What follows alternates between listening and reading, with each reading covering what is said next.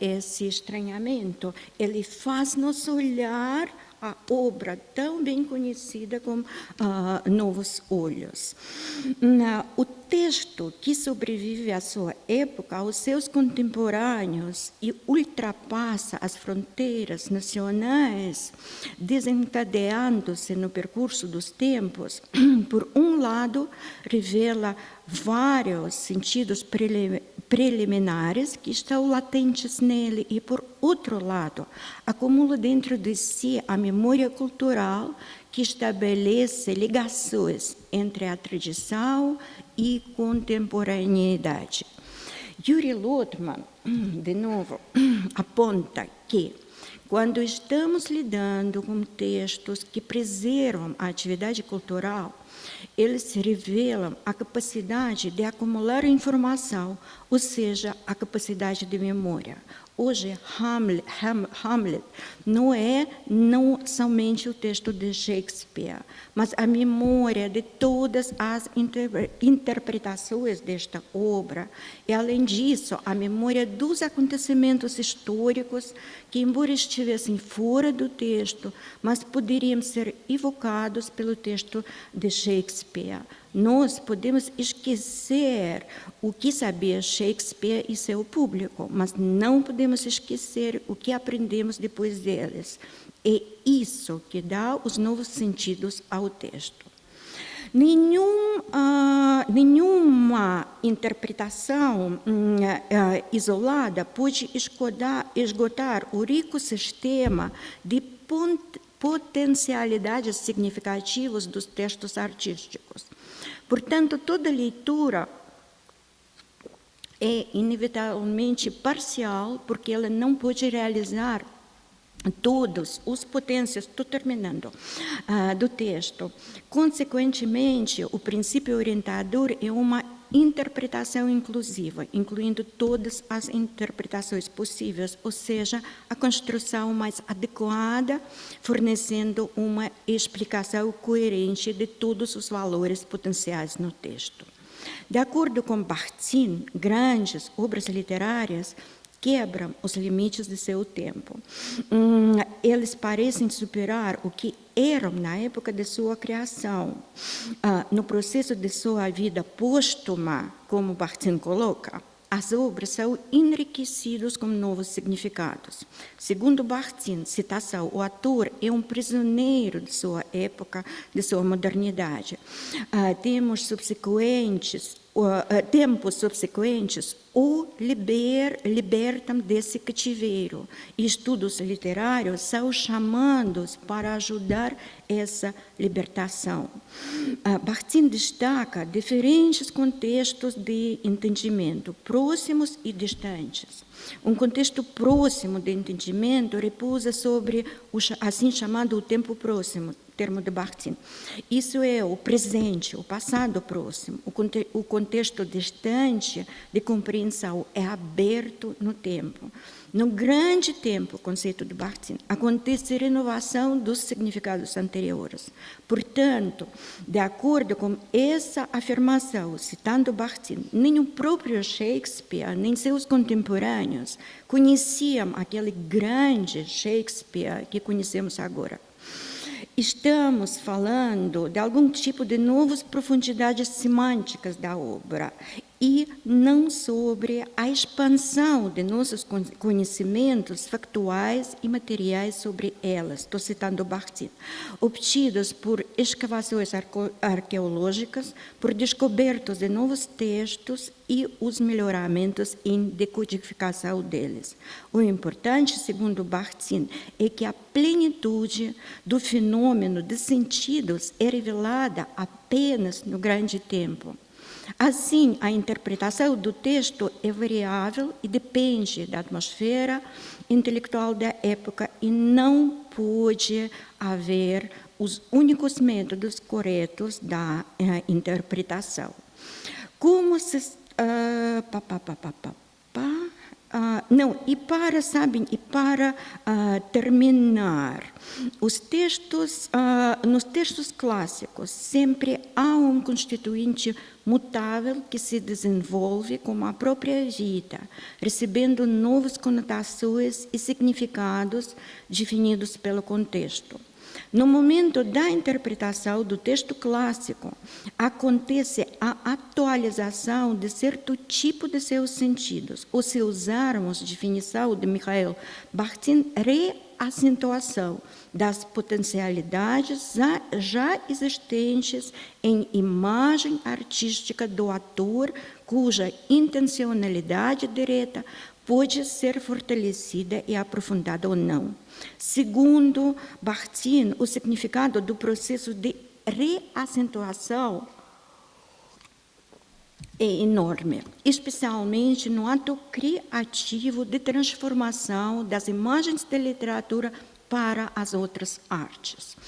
E terminando, cada época, citando Bakhtin, reacentua a seu modo as obras de um passado recente. A vida histórica das obras clássicas é, em suma, um processo ininterrupto de sua reacentuação. Graças às possibilidades intencionais nessas incluídas, eles, em cada época, são capazes de revelar sobre o seu novo fundo dialógico os momentos semânticos sempre novos. A sua composição semântica literalmente continua a crescer e se recriar. E com essa ideia de inconclusibilidade de sempre dos textos artísticos, literários, sempre abertos para os diálogos, eu queria terminar a minha comunicação. Muito obrigada pela atenção.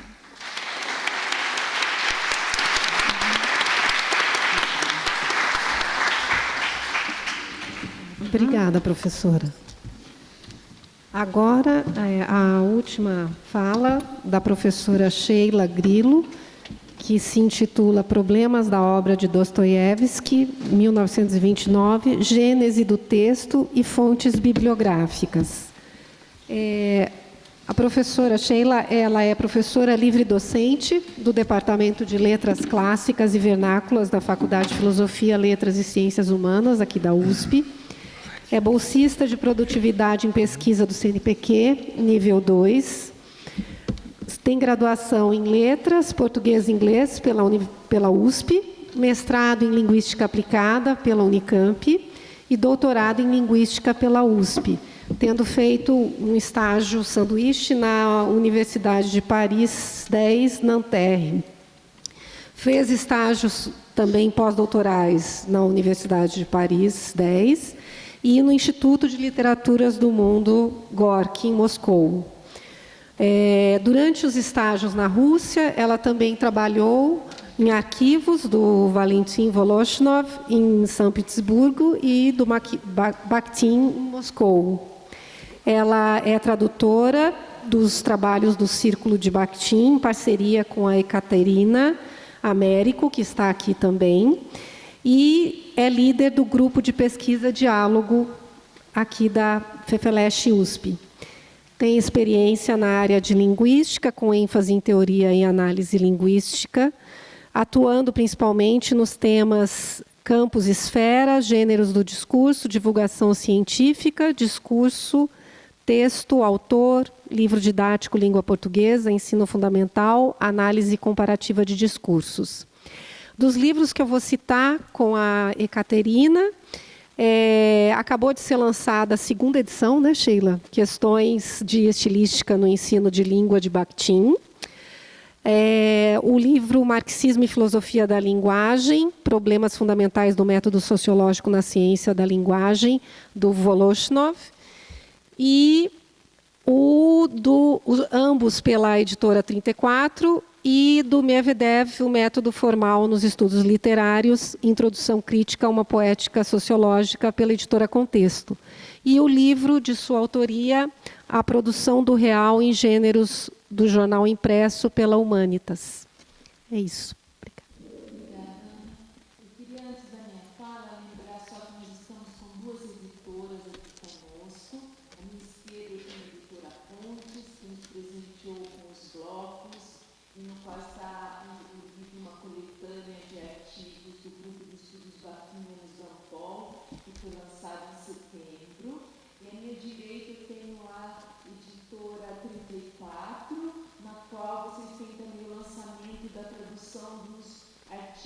valores, artigos, desenhos, poemas e textos de jornal que estão sendo, a tradução que está sendo lançada nesse colóquio. Tá? Obrigada, editoras, por estarem aqui com a gente. Então, faço uma fala. Bom, Problemas da obra de Dostoiévski foi o primeiro livro publicado por Bakhtin em 1929, texto que ficou mundialmente conhecido após sua segunda edição em 1963, com o título Problemas da Poética de Dostoiévski, e que não para de produzir reedições e traduções. Em 2000, saiu o volume 2. Em 2000, saiu o volume 2 de M.M. Bakhtin, Obras Reunidas, organizados por Bacharov, Mielihava e Marlin e Poole, com a edição de 1929 e materiais de arquivo. Em 2017, que é o que vocês veem no slide agora, vieram à luz na Rússia 2 novas reedições, ambas formadas simultaneamente pelos textos de 1929 e 1963. A do Centro de Iniciativas em Humanidades, é precedida por uma pequena apresentação do volume, por um prefácio de Natália Banietskaya, doutora em Teoria da Literatura pelo Instituto das Literaturas do Mundo de Maxim Gorky, onde trabalha o professor Andrei, historiadora da filosofia russa, culturóloga e tradutora, e da editora E, que reeditou Problemas da Obra e Problemas da Poética na coleção Biblioteca Всемирной Литературы, Biblioteca da Literatura Mundial, acompanhados de um longo pós-fácio de Sergei Bachirov, que é um dos principais editores das M.M. Bakhtin Obras Reunidas. Embora saibamos com precisão a data de publicação da obra, o início da sua escrita e a relação com outros textos produzidos por Bakhtin nos anos 1920 são temas de discussão entre estudiosos russos e possuem grande relevância a compreensão da sua arquitetônica teórico-metodológica. A primeira notícia sobre a produção do livro aparece já em 1922 no jornal de Vitebsk, A Vida da Arte, Жизнь искусства, reproduzido abaixo em uma nota que diz o seguinte: o jovem pesquisador Bakhtin escreve um livro sobre Dostoiévski e um tratado sobre a estética da criação verbal. Que é a reprodução do jornal. Bom, essa informação aponta para a relação entre o trabalho... Essa informação aponta para a relação entre o trabalho sobre Dostoiévski e os textos filosóficos do início dos anos 1920, em particular o autor e o personagem na atividade estética, que é de 23 e 24, a produção, pois, conforme já assinalado por Nikolaev, em 1996, a abordagem da relação entre o autor e os personagens no romance de Dostoiévski é parecida com o texto sobre o autor e o personagem, e ainda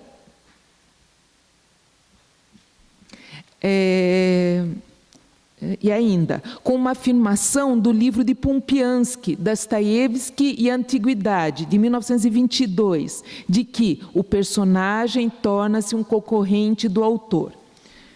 Os editores do volume 1 das M.M. Bakhtin Obras Reunidas também defendem que o texto sobre Dostoiévski, com toda a probabilidade, refratou em si e concretizou a problemática de outros trabalhos, isto é, os trabalhos filosóficos do início dos anos 1920.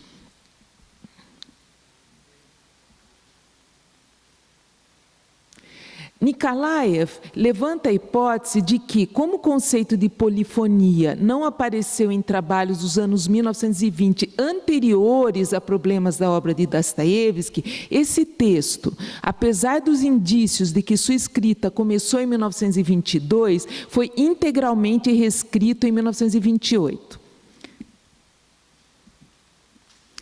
Há indícios da relação de Problemas da Obra e Problemas da Poética com Marxismo e Filosofia da Linguagem, publicado por Voloshin em 1929.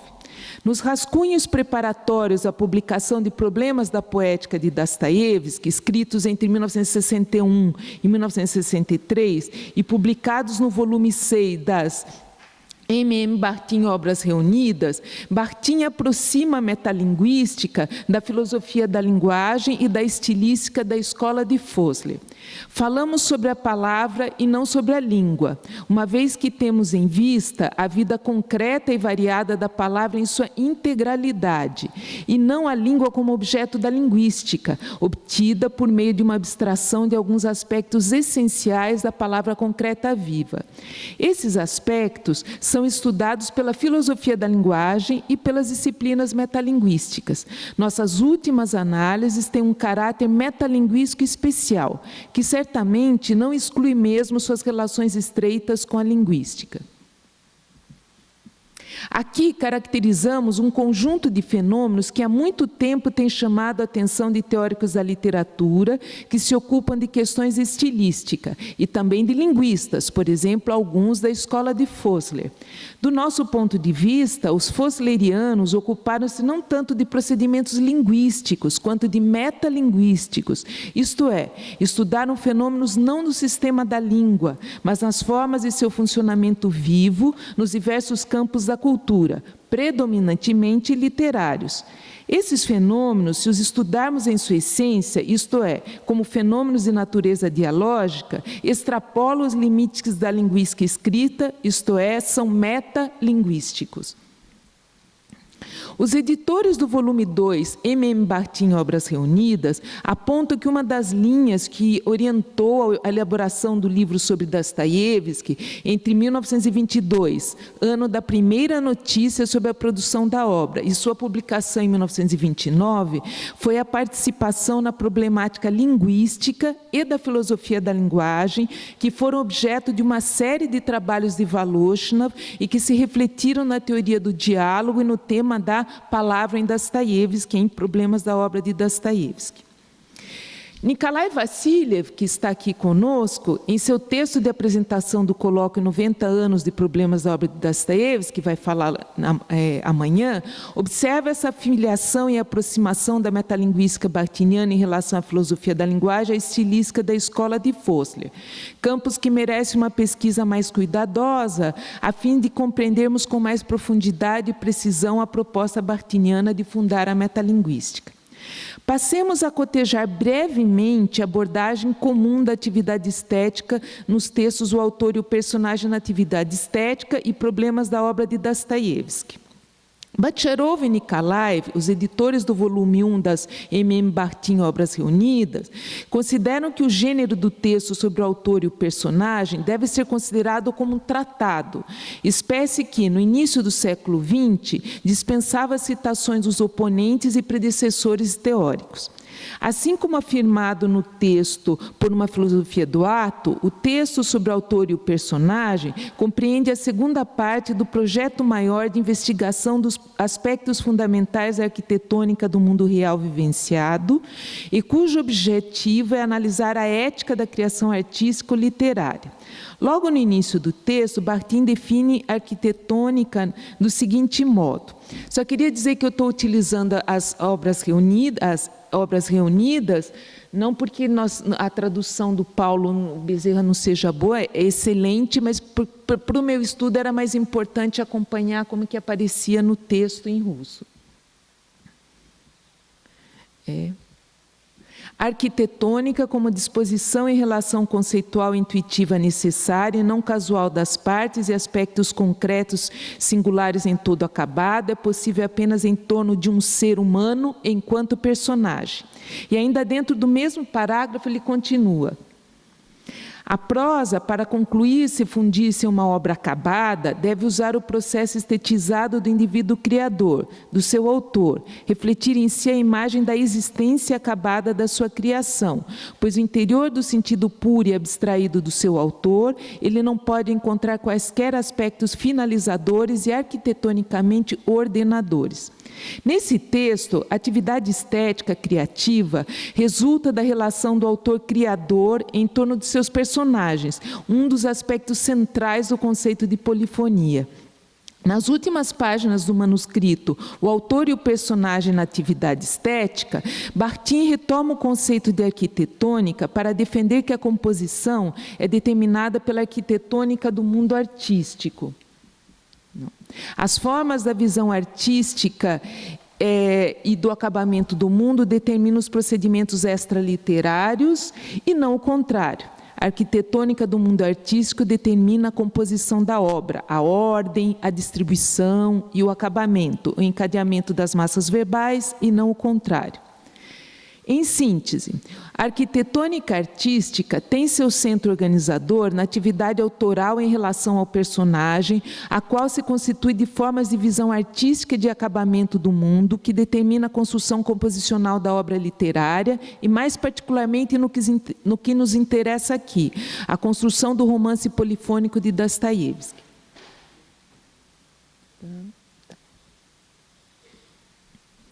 A referência explícita da Dostoiévski, encontrada no texto O Autor e o Personagem, algumas partes, né? Primeiro, no início, Bakhtin caracteriza, né, a relação entre o autor e o personagem como arquitetonicamente estável e dinâmica e propõe o seguinte plano para o seu ensaio.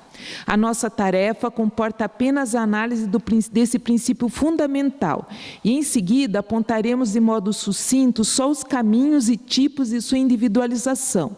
E, por fim, poremos à prova nossas conclusões sobre a relação entre o autor e o personagem na obra de Dostoiévski, Pushkin, etc.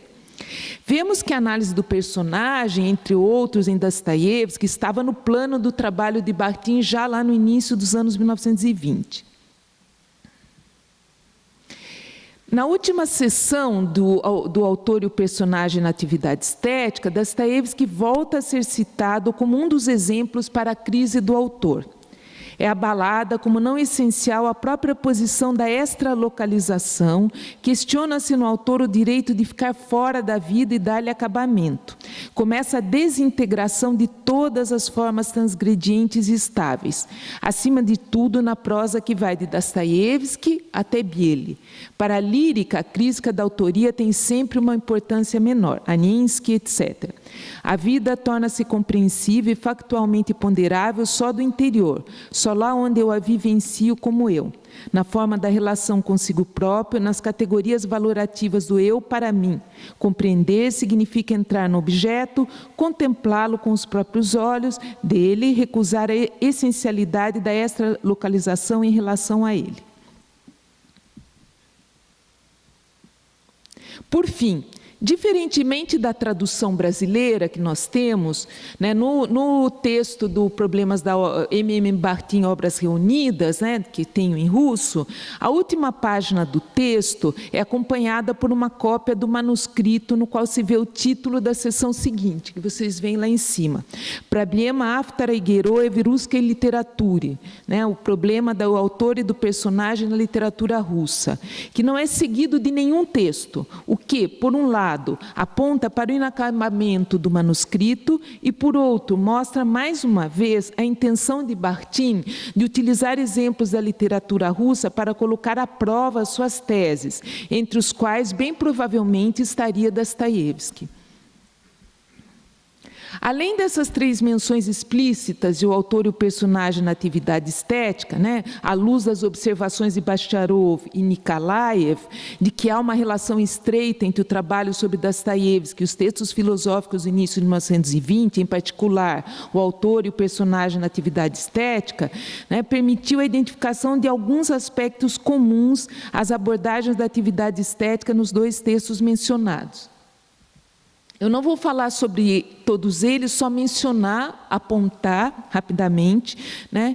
Então, com o propósito de melhor organizar a nossa exposição, nós dividiremos a aproximação nesses aspectos, que eu não desenvolverei, só o primeiro que eu vou falar um pouco mais, que é o papel da língua e do estilo na atividade estética, a autoconsciência como princípio orientador da construção do personagem no romance polifônico e o papel da palavra como meio da inter-relação entre autor e personagem, entre personagem e personagem. Vou falar sobre o primeiro. Sob influência da polêmica com os formalistas, Bakhtin preocupa-se em situar o papel da língua, enquanto conceito da linguística, como um aspecto, um meio material que deve ser superado pela atividade estética. Essa discussão, já presente no texto O Autor e o Personagem na Atividade Estética, vai desembocar, a nosso ver, na proposta da metalinguística em problemas da poética de Dostoiévski, já pulando para o texto de 63, mas vamos passar pelo de 29 antes. Uma vez que a língua, como objeto da linguística, não é suficiente para explicar o papel da palavra no enunciado literário, isso já está dito no texto O Autor e o Personagem. De fato, o artista trabalha com a língua, mas não como língua. Como língua, ele a supera, pois ela não deve ser percebida como língua em sua definição linguística, morfológica, sintática, lexicológica, etc. É só na medida em que ela se torna um meio de expressão artística, a palavra deve cessar de ser sentida como palavra, isso do autor e o personagem. O estilo propriamente verbal, a relação do autor com a língua e suas maneiras de operar com a língua condicionadas por essa relação é o reflexo na natureza do material do seu estilo artístico, o reflexo da relação com a vida e o mundo da vida, e por meio dessa relação da maneira convencional de elaboração do homem e do seu mundo. O estilo artístico não trabalha com palavras, mas com aspectos do mundo, com valores do mundo e da vida. O estilo pode ser definido como a conjunção de procedimentos de informação e de acabamento do homem e do mundo, e esse estilo determina também a relação com o material, a palavra, cuja natureza certamente é preciso conhecer para compreender essa relação. Agora, no Problemas da Obra. Como isso vai aparecer. Por isso a estilística, crescida no solo do classicismo, conhece apenas a vida da palavra em um único contexto fechado. Ela ignora todas aquelas mudanças que ocorrem com a palavra no processo de sua passagem do enunciado concreto para outro e no processo de orientação mútua desses enunciados. Ela conhece apenas aquelas mudanças que se realizam no processo de passagem da palavra do sistema da língua para o enunciado poético monológico. A vida e as funções da palavra no estilo de enunciado concreto são percebidas no contexto da sua vida e das suas funções na língua.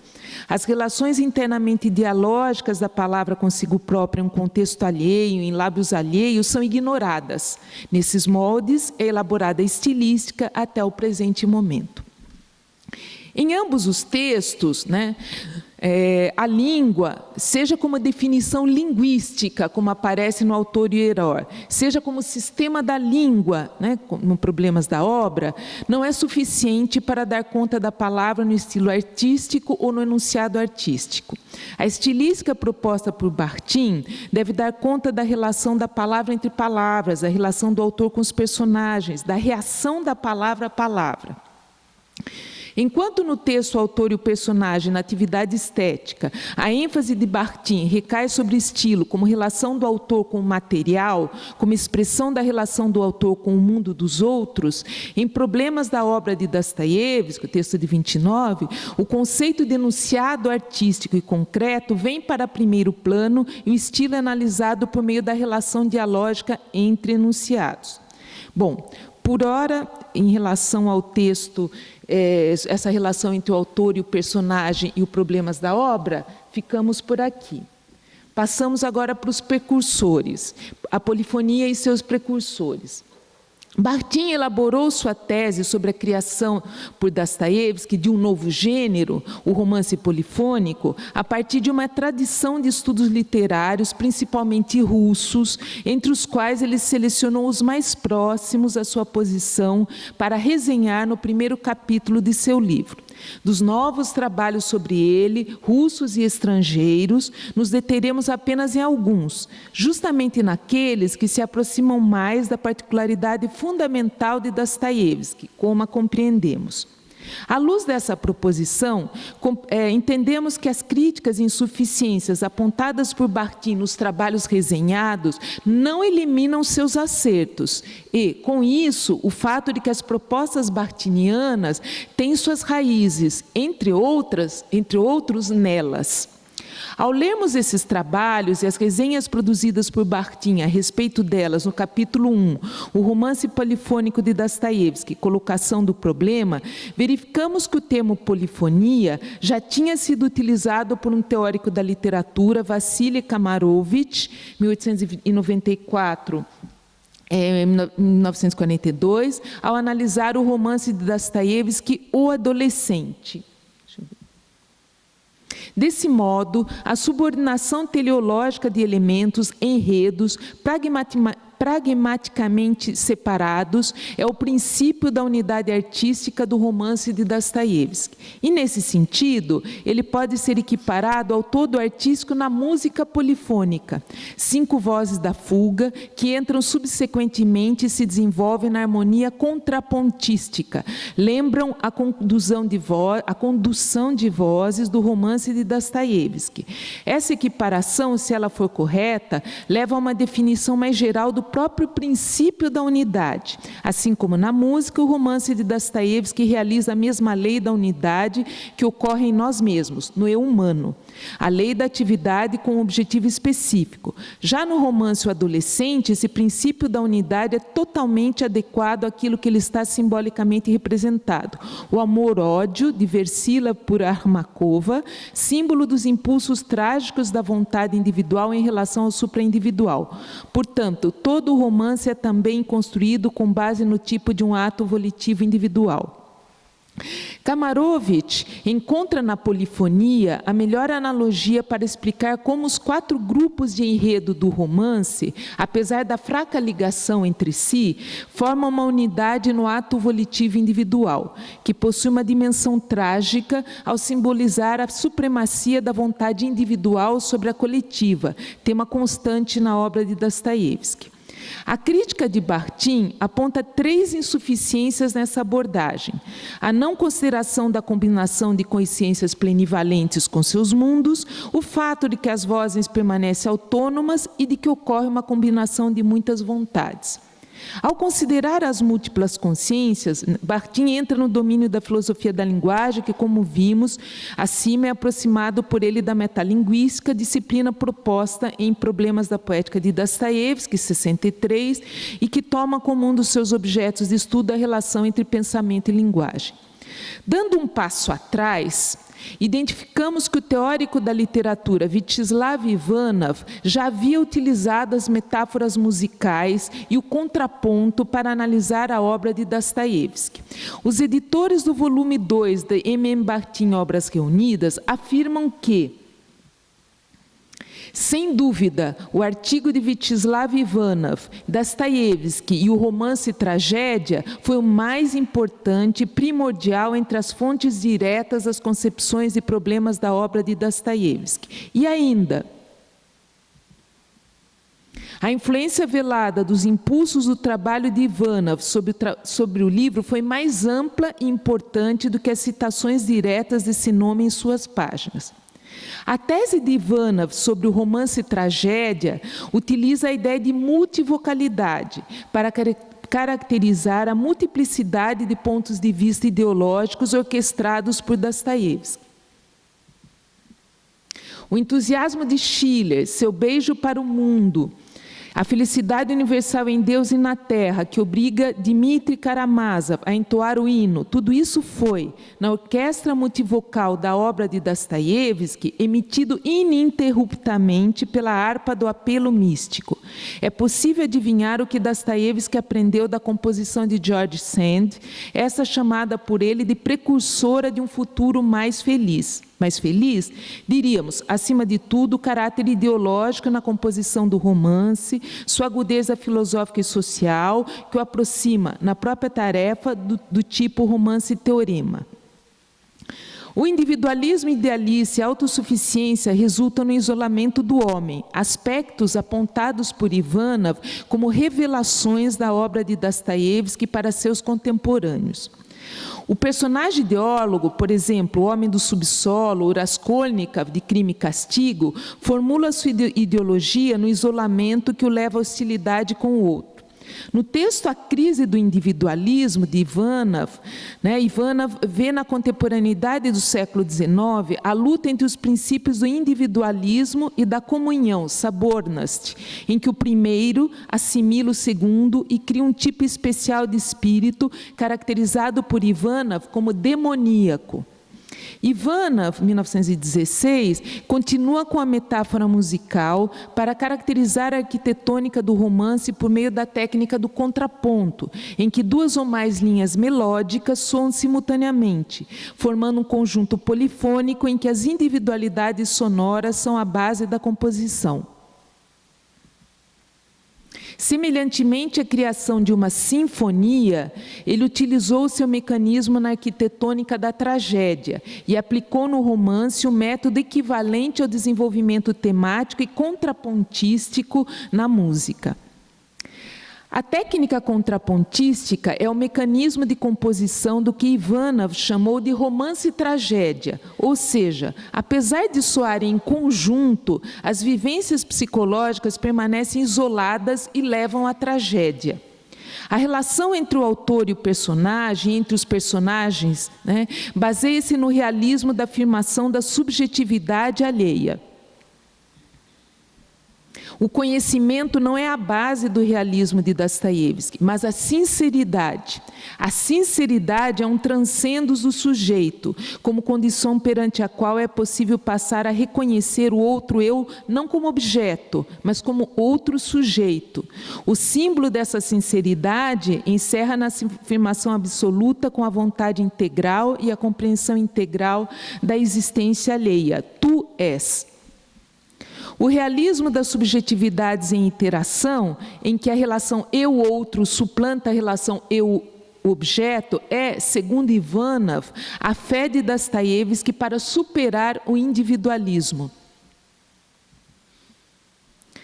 Muito embora tenha partido dessas reflexões de Ivanov, Bakhtin reformulou o conceito de romance e tragédia para o de romance polifônico, pois considerava que Ivanov tentou reduzir uma forma artística nova em uma vontade artística já conhecida. Antes de Bakhtin, porém, Pumpiansky, em seu libreto Dostoiévski e a Antiguidade, já havia rejeitado a tese de que o romance de Dostoiévski se aproximava da tragédia grega, pois esta seria uma memória de fatos já ocorridos, passados, ou em outros termos, uma última onda totalmente fictícia dos acontecimentos, enquanto que a poesia de Dostoiévski é uma profecia, uma antecipação de um tempo futuro. Portanto, o romancista não é um poeta trágico. Contudo, o núcleo da crítica de Bakhtin à abordagem de Ivanov está no fato de que esse teria feito uma análise a partir de uma orientação ético-religiosa e não demonstrou como essa orientação assumia uma forma literária concreta ou um princípio de construção artística do todo verbal do romance, como vemos no fragmento a seguir. Infelizmente, Ivanov não mostrou como esse princípio de visão de mundo de Dostoiévski torna-se um princípio de visão de mundo artística e da construção artística do todo verbal do romance. Com efeito, ele é essencial para o teórico da literatura somente nessa forma, na forma do princípio da construção literária concreta e não como princípio ético-religioso de uma visão de mundo abstrata. E somente nessa forma ele pode ser revelado no material empírico de obras literárias concretas. Bom, de modo semelhante, Askoldov, que é um outro autor analisado e citado por Bakhtin, teria passado da visão de mundo ético-religiosa de Dostoiévski diretamente ao conteúdo de seus romances, sem analisar como esse conteúdo assumiu uma forma literária, compreendida como procedimentos artísticos particulares de construção do romance. Contudo, o próprio Bakhtin reconhece as formulações de Askoldov a respeito da grande autonomia interna dos personagens de Dostoiévski, que são representados como indivíduos, Lичности. Esse Askoldov, ele faz uma classificação entre caráter, tipo e indivíduo. E o Bakhtin critica esses outros, mas toma, a meu ver, o conceito de Lичности, que aparece em Problemas da obra de Dostoiévski. Indivíduo é a formação de uma origem mais interior e mais individualizada. Nele sempre sentimos claramente um centro imutável em relação a todas as influências exteriores e insuperável do eu único no mundo e humanamente irrepetível. Esse centro está potencialmente presente em cada pessoa, mas não são muitos que têm consciência dele, conservam-no e o descobrem. O conflito de caráteres com as circunstâncias exteriores é dramático. É uma luta para a qual normalmente há saída e pacificação. O conflito de indivíduos, de suas antinomias exteriores e interiores, é trágico. Diante de uma pressão exterior, os indivíduos se afastam e se fecham no subsolo, ou travam uma luta cuja saída, em todo caso, não é a pacificação. A vida não pode transformá-los a seu modo. Isso não significa que eles são imutáveis. O indivíduo frequentemente sofre metamorfoses essenciais. A flexibilidade que lhe é própria em algum grau. Contudo, essas metamorfoses ocorrem a partir do interior. Nesse sentido, o seu desenvolvimento é mais orgânico, o que, porém, não exclui as mais agudas crises na vida deles. Essa definição de indivíduo auxilia, a meu ver, na compreensão do modo de construção dos personagens de Dostoiévski e não é negada por Bakhtin em seu capítulo sobre o personagem Dostoiévski. O autor deixa para seu personagem a última palavra. O projeto do autor precisa justamente da palavra, ou mais precisamente da tendência para ela. Ele constrói o personagem não por meio de palavras alheias, nem de definições neutras. Ele não constrói um caráter, um tipo ou um temperamento, que são outras classificações do Askoldov. De um modo geral, não há uma imagem do personagem, mas justamente a palavra do personagem sobre si próprio e sobre o seu mundo. As três modalidades de personagem, caráter, tipo ou temperamento, também são descritas por Askoldov, para mostrar que o indivíduo, Lичности, é a especialidade de Dostoiévski. Nessa passagem, Bakhtin lança a mão da classificação de Askoldov e não inclui o indivíduo, o Lичность, entre aquelas que ele recusa, que parece ser também, a seu ver, um dos componentes na construção dos personagens de Dostoiévski.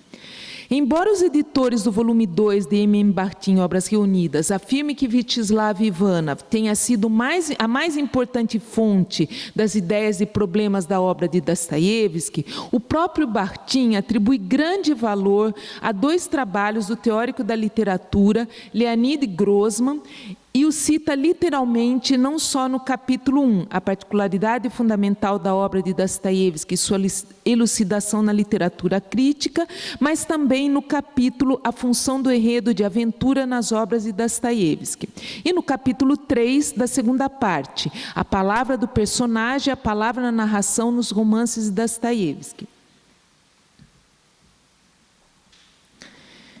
No texto A Poética de Dostoiévski, Grossman afirma que, na pessoa de Dostoiévski, a evolução do romance europeu viveu uma das etapas mais revolucionárias com base em tradições práticas e traduções seculares. Ou seja, assim como Bakhtin, Grossman apontou que Dostoiévski realizou uma inovação no romance europeu. Ao citar uma passagem que esse teria corretamente analisado a significação do diálogo para a construção da multiplanalidade do romance de Dostoiévski, a forma da conversa ou da discussão em que distintos pontos de vista Obrigada. Podem alternadamente sobressair-se e refletir nuances variadas e confissões opostas, convém essencialmente a encarnação de uma filosofia eternamente em formação e nunca enrijecida, diante de um artista espectador de imagens como Dostoiévski, no momento de suas reflexões profundas sobre o sentido dos fenômenos e sobre o segredo do mundo, deve ter sido representada essa forma de filosofar, na qual é como se cada opinião se tornasse um ser vivo e expusesse uma voz humana inquieta. Nesse trecho, muitas das ideias de Bakhtin são antecipadas, em especial a encarnação de ideias, as vozes que expressam pontos de vista sobre o mundo e o diálogo em que essas duas propostas anteriores acontecem. A avaliação de Dostoiévski como artista e consequente inovador literário era um tema polêmico à época, segundo a afirmação de Grossman. Dostoiévski é um artista? Interrogação. Até os dias atuais, o pensamento crítico russo estava inclinado a responder negativamente a essa questão. E vão falar sobre a questão filosófica, mas não artística dele. Então, eu passo, que eu estou no final, para algumas considerações preliminares, né? Bom, nesse contexto de rejeição de Dostoiévski como artista, fica ainda mais evidente a posição de Bakhtin de reiterar o objetivo de seu trabalho de revelar os, cito, princípios de representação e construção do todo do romance, a visão artística, ou os novos princípios de composição artística dos elementos e da construção do todo, né, do romancista russo, em detrimento, em nosso ver, das suas ideias filosóficas, religiosas, sociológicas e psicológicas. Não citada por Bakhtin, mas desenvolvida por Grossman logo após essa citação, é a tese de que um dos eixos centrais da filosofia de Dostoiévski foi o problema da personalidade e a sociedade. Essa arquitetônica do romance de Dostoiévski, a nosso ver, tentava resolver o conflito entre um princípio de coletividade em vias de ruir e o surgimento de uma sociedade individualista. A meu ver, o conceito de polifonia em Dostoiévski é ao mesmo tempo uma constatação e uma profecia da impossibilidade de voltarmos a viver em comunhão, em que o supraindividual esteja acima do individual, e ao mesmo tempo uma saída para que as particularidades possam conviver com certa harmonia, sem produzir individualismo, isolamento e tragédia. As análises metalinguísticas da segunda parte mostram a forma de construção artística do todo verbal do romance polifônico, ou, em outros termos, a arquitetônica puramente artística das obras de Dostoiévski. Obrigada.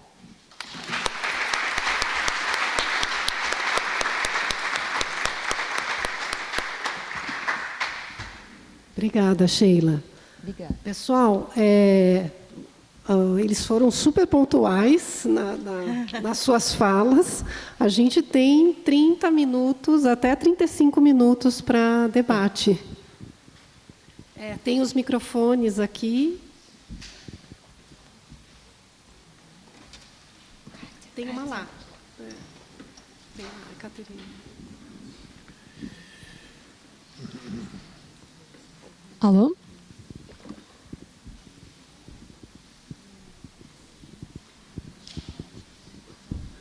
Alô, alô, alô. Eu estou aqui.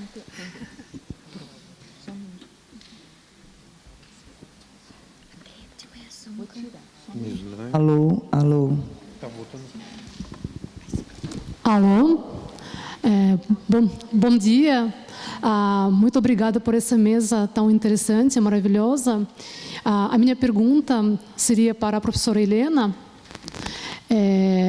a respeito das traduções, né? Em algum momento da sua fala, você, acho que citando Patrick Serriot, mencionou esse problema que existe em relação à tradução de vários conceitos da obra de Bakhtin.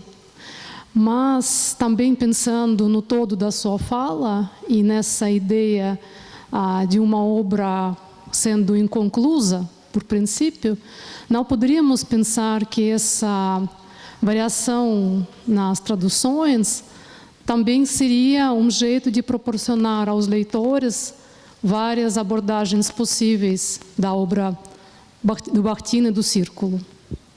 Muito obrigada. Muito obrigada, Ekaterina, pela pergunta. E, na verdade, é pergunta, ao meu ver, muito complicada. Porque o que eu vejo nas traduções, isso não diz respeito apenas, sabe, a Bakhtin, quanto nas traduções de russo, ou diretas, mas na maioria dos casos, sabe, indiretos, quando o mesmo conceito em russo, como eu citei em завершенность, não, em inconclusibilidade, é traduzido de vários jeitos. Eu já vi vários trabalhos dos alunos que acham, a partir da tradução indireta para o português, que são conceitos diferentes. E, sabe-se, eu não falo não apenas das traduções do Bakhtin, como, por exemplo, na área do teatro, como eu mexo muito com Stanislavski, é o grande teórico teatral, eu vejo que debates, já sabe, assistir aos debates assim muito apaixonantes, quando o mesmo termo em russo é traduzido de 3 maneiras diferentes, de inglês, de francês, de espanhol, e geram debates como se fossem conceitos, sabe, diferentes. Então, eu acho que isso não tem que ver com essa inconclusibilidade. Claro que o que diz respeito à tradução da ficção, da literatura, cada nova tradução é nova interpretação e não tem nenhum problema. Mas o que diz respeito à tradução, sabe, dos termos, eu creio que temos que chegar a uma unidade, a uma unificação, sabe, dos termos. E talvez seria bom fazer um dicionário, sabe, um dicionário direto, russo, português, os termos que usa Bakhtin e como eles são, sabe, traduzidos para o português, para que tenha essa, sabe, referência. Porque, por exemplo, lendo Bakhtin em português, a palavra discurso me atrapalha muito, sim, porque não existe o, não é, discurso. Então, é isso. Mais perguntas? A gente tem bastante tempo.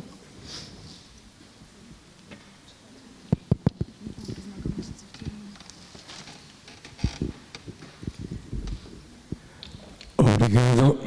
Foi 3 falas muito interessantes, as 3.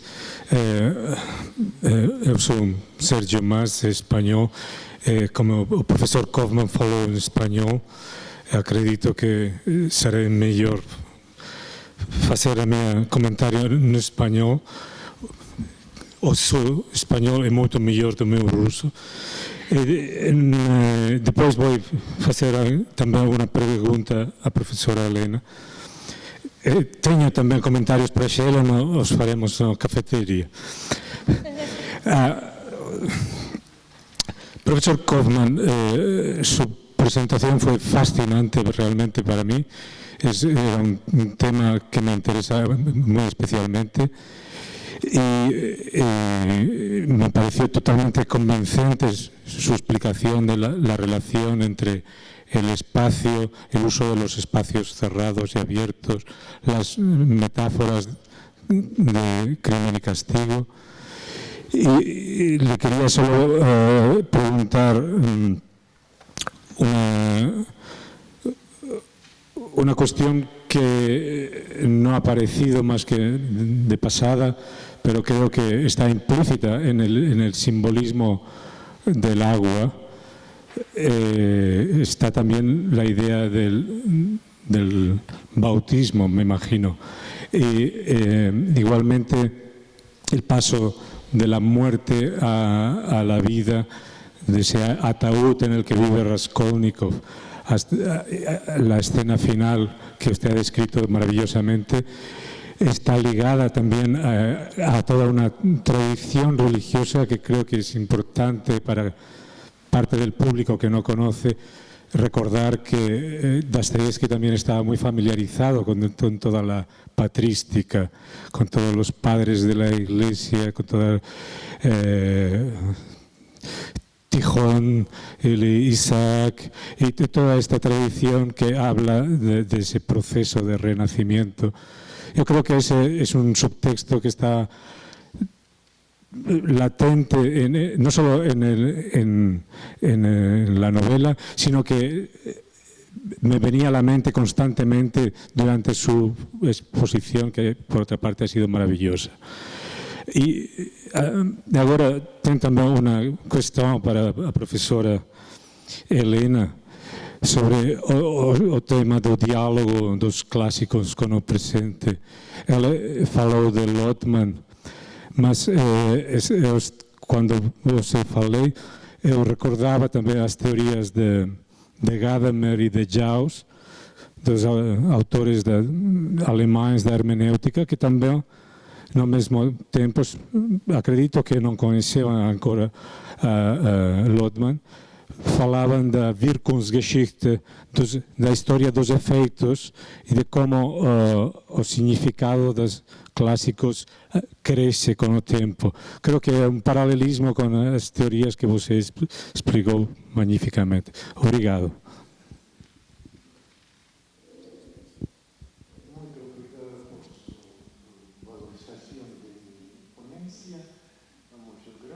Entonces, lo de agua tiene razón usted. Claro está que esta imagen está estrechamente ligada con bautismo, pero hay que tener en cuenta que es una imagen mitológica universal que tiene muchísimos sentidos, incluyendo, bueno, agua madre, incluyendo sus vínculos con el amor que se manifiestan en la mitología, en folclore. Y yo creo que de tal o cual manera todos estos sentidos, todos los aspectos de esta imagen multifacética funcionan de alguna manera en la novela, pero el bautismo sí parece que es un sentido muy importante. Eu não entendi bem a sua pergunta. Foi sobre Lotman e o que Lotman fala sobre crescimento, não é? Das obras clássicas. Aham. Você falou dessa função em Bakhtin e Lotman. Eu acredito que é muito similar a esta ideia que as hermenêuticas alemãs. Sim. Claro que é a questão que é muito estudada pelos hermenêuticos, não apenas alemãos, mas também franceses, Surcoeur, por exemplo. Sim, que é a questão que me interessa muito, porque eu lido muito, não é? Pesquiso muito, mas eu não quis queria algo contrário, sabe? Entrar na hermenêutica, queria exatamente ligar Bakhtin e Lotman. Muito obrigada pela pergunta. Mais uma aqui na frente. Aqui, aqui.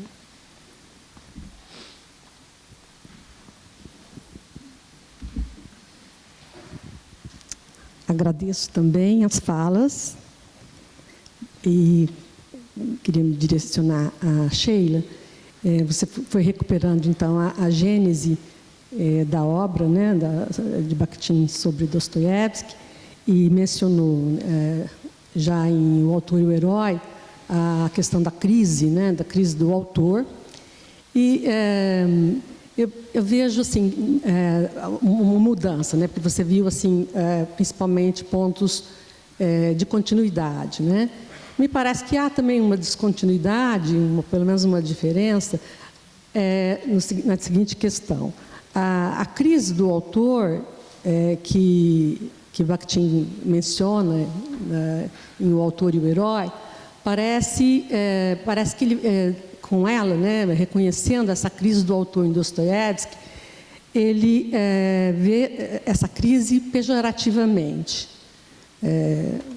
Então, seria aí um autor, né, Dostoiévski, com essa crise que tenha pegado Dostoiévski num sentido ruim.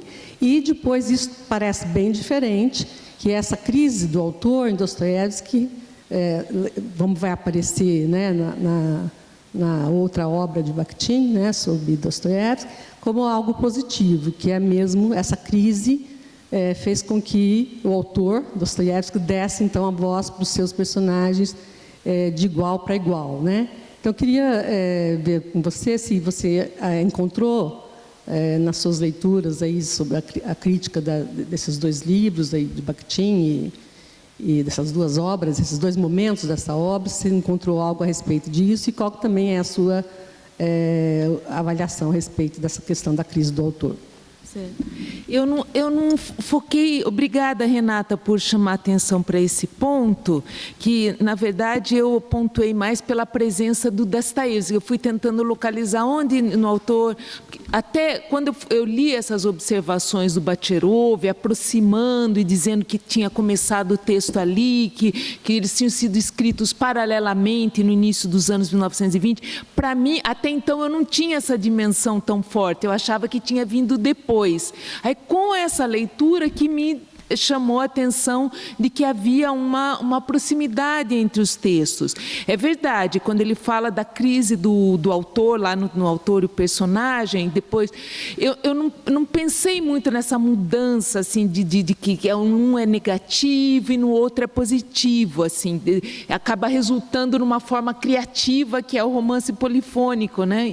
Em 29, que o Nikolaev vai dizer que acha que ele foi reescrito em 28, porque antes não aparecia o termo, né, embora eles tivessem sido produzidos paralelamente. Acho que é uma questão para pensar. Eu tinha antes mais a tendência de ver as diferenças. Hoje eu tenho mais a tendência de ver as proximidades. E talvez tenha as duas coisas, né? Tenha proximidades e distanciamentos, né? Uma coisa que não sei se ficou clara na minha fala. No texto de 22, 23, sobre a autora personagem, não aparece enunciado. Não aparece, pelo menos eu não fiz uma busca exaustiva, tá? Mas naquelas passagens o enunciado não aparece. No de 29 aparece, que daí já está naquela problemática do ciclo, né? Medvedev, Volozhin. Essa eu vejo uma mudança, quer dizer, a entrada do enunciado ali mais para o final dos anos 1920. Se eu fosse dizer para você uma diferença que eu observo hoje. Mas muito obrigada por essa observação, vou ficar atenta também a essas mudanças também que você observou. Obrigada, Renata. Mais alguém? Beth.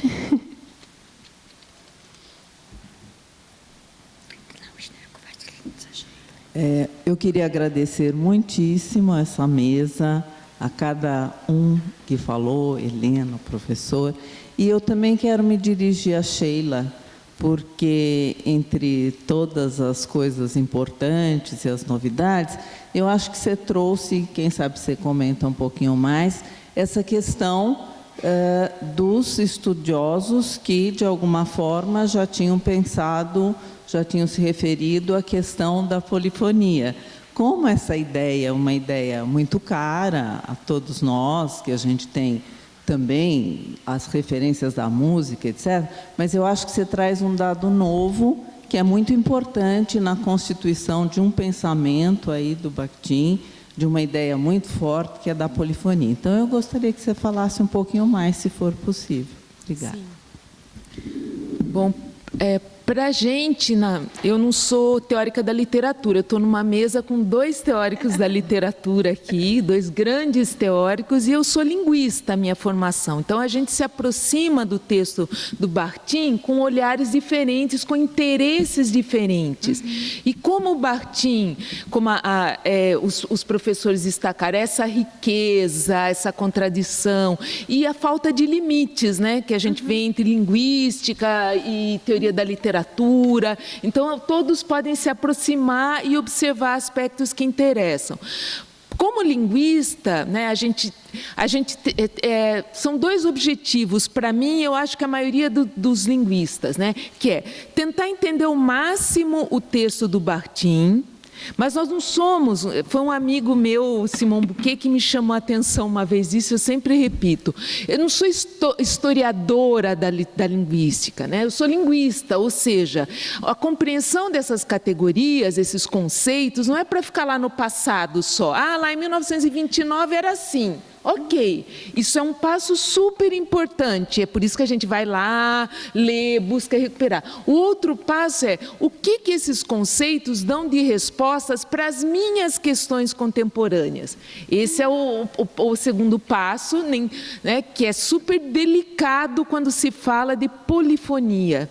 A gente tem maior dificuldade de utilizar, porque ora polifonia, tudo é polifônico, ora polifonia é só Dostoiévski. Esse é o drama que a gente fica. Dá para falar em polifonia fora de Dostoiévski? Esse é um conflito, pelo menos que eu sinto entre nós, os linguistas. Eu não sei muito na literatura como é que fica isso. Para mim, como eu vi assim que ele falava que o Bakhtin fez um livro, na minha ingenuidade, eu achava que o termo tinha sido do Bakhtin. Depois eu fui lendo o texto com mais cuidado, ele mesmo cita no texto Kamarovich, que já tinham falado de polifonia. Então, e o que eu acho ali? Que do que eu tenho lido, né? Sempre a gente tem traduzido Katiev, a gente procura recuperar o contexto, né? O Patibniak, eu acho adorei a fala da Helena sobre do Patibniak, que acho que é um pensador super importante, né? Que o Bakhtin, quando ele fala, ele nunca fala sozinho. Tem um contexto, tem outros autores, mas ele fala, então, a polifonia, ele não foi o primeiro, já era um termo utilizado, não por mais de um pesquisador para remeter ao Dostoiévski, ele não foi o primeiro.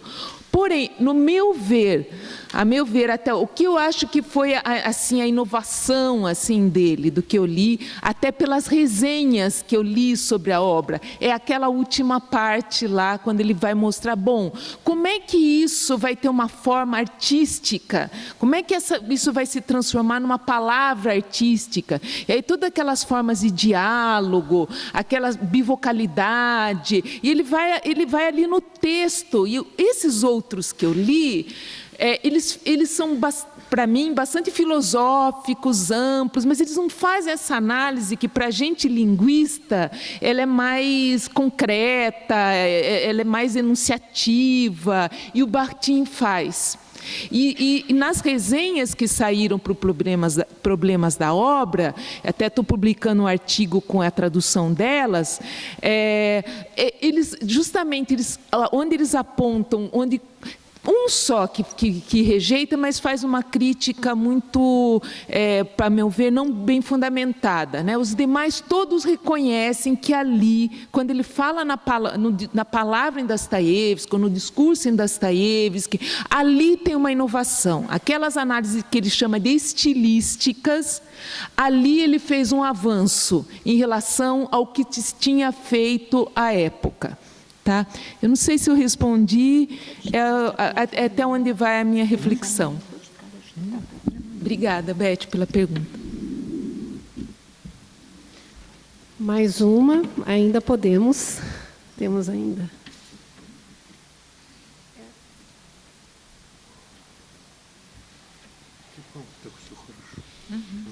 Bom dia. Bom dia. Gostaria de perguntar para a professora Sheila. A senhora falou um pouquinho da influência da metáfora musical de outros estudiosos na obra. E eu gostaria de saber se teve alguma influência também dentro do próprio círculo com o Voloshinov, inclusive com os textos que ele publicou em 23, 26,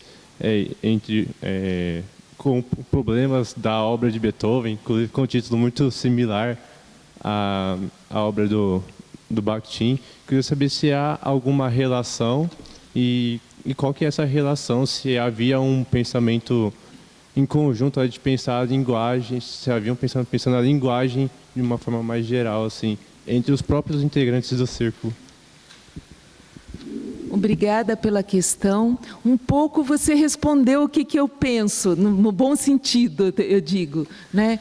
Porque eu acho sim, quer dizer, quando, por exemplo, o aparecimento do conceito de enunciado, que está pouco, talvez eu não tenha percebido, né? Dessa minha leitura agora, eu não vi no autor e o personagem essa presença tão forte do enunciado como vai aparecer depois, né? Ela aparece não só no texto do Bakhtin, ela aparece também no texto do Medvedev, nos textos e nos textos do Voloshinov, né, que são os textos mais da segunda metade dos anos 1920. E também tem esses outros textos que a gente acabou de traduzir agora, que vocês vão ler, que são anteriores, do início da década de 20. O Voloshinov era músico, né? Ele escreveu sobre música, ele era músico.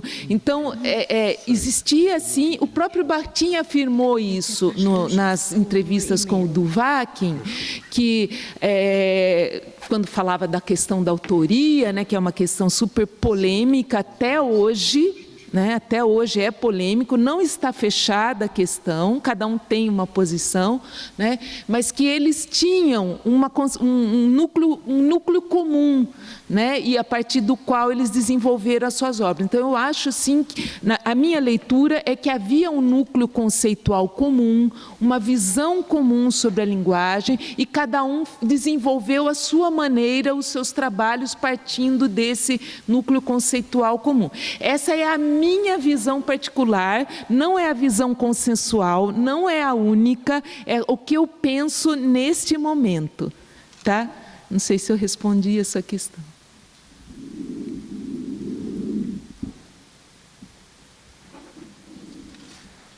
Acho que podemos considerar o encerramento da mesa. Agradeço mais uma vez. As pessoas já mencionaram, né? Foi uma mesa muito profunda e intensa. E quero desejar, então, para a gente 3 dias, né? Termos 3 dias pela frente, um bom colóquio para nós. E podemos fazer o horário do almoço e retorna. Inti, por favor, a nossa... Fale no microfone. Então acho que é legal, Inti. Informações relacionadas à organização aqui, do evento. Vem aqui, Inti. Alô? Alô? Não está saindo o som? Está saindo. Nós retornamos às 13h45. Só para informar também, depois nós teremos as comunicações lá na letras, né? Então, aqui nós teremos às 13h45 a mesa 2, né? Com os professores, com a Ecaterina, Luciane de Paula e Urbano, com a mediação da professora Renata Marquesan, e depois um cafezinho, e a partir das 16h15 a primeira sessão de comunicações aqui e em 3 salas no prédio das letras. Quem não souber como chegar lá, só perguntar para a gente que a gente explica, mas é logo aqui atravessando a Fefeleche. Tá bom? Então, até daqui a pouco, bom almoço para vocês. Obrigada.